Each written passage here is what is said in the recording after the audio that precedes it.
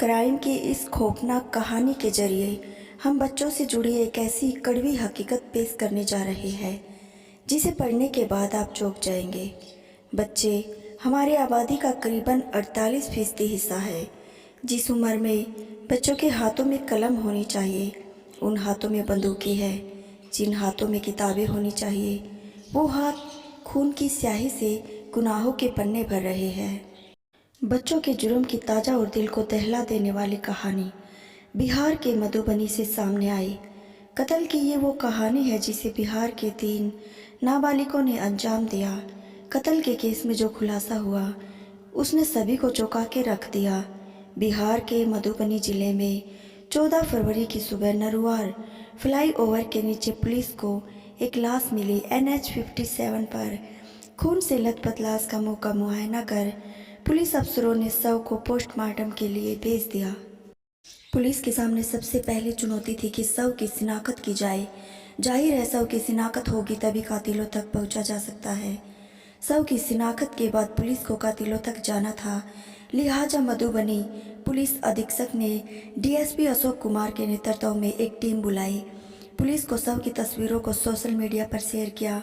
अगले ही दिन कुछ लोगों ने पुलिस से संपर्क किया और शव की शिनाख्त की।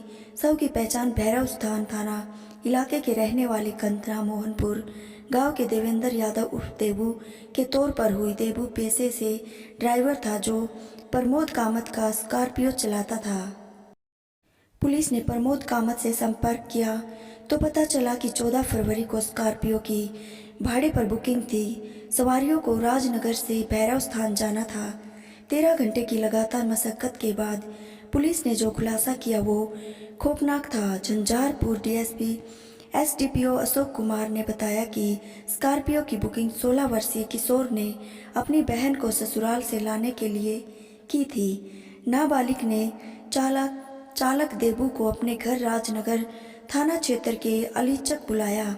इसके बाद कार में 3 नाबालिग सवार हुए। तीनों ने ड्राइवर को मथेपुर की तरफ चलने को कहा। रास्ते में NH 57 पर नरुआर कंठ के पास पेशाब करने के लिए स्कॉर्पियो रुकवाई। जैसे ही कार रुकी, पीछे सीट पर बैठे एक नाबालिग ने चालक की गर्दन को रस्सी से जकड़ दिया। दूसरे नाबालिग ने दूसरी तरफ से रस्सी खींची। तीसरे नाबालिग ने एक बड़ा सा सुआ ड्राइवर की गर्दन में घुसा दिया। करीब 5 मिनट तक छटपटाने के बाद देबू ने दम तोड़ दिया।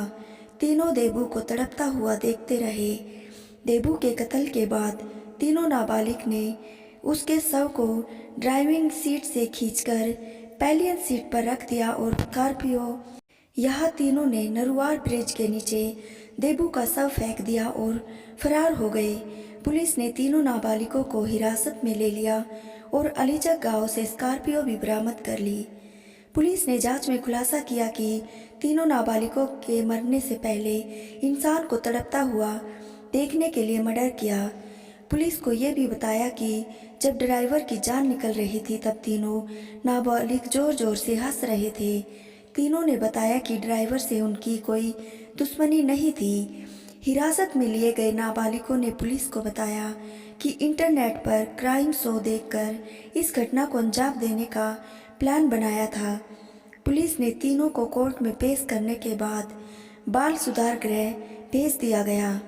क्राइम तक की आपसे अपील है कि अपने बच्चों पर नज़र रखिए, बच्चों के दोस्तों को जानिए, जेब खर्च का हिसाब किताब रखिए, स्कूल में अटेंडेंस चेक कीजिए। आपका बच्चा कहाँ जाता है, किससे मिलता है और कितनी देर घर से बाहर आता रहता है, उसकी हर खबर रखिए।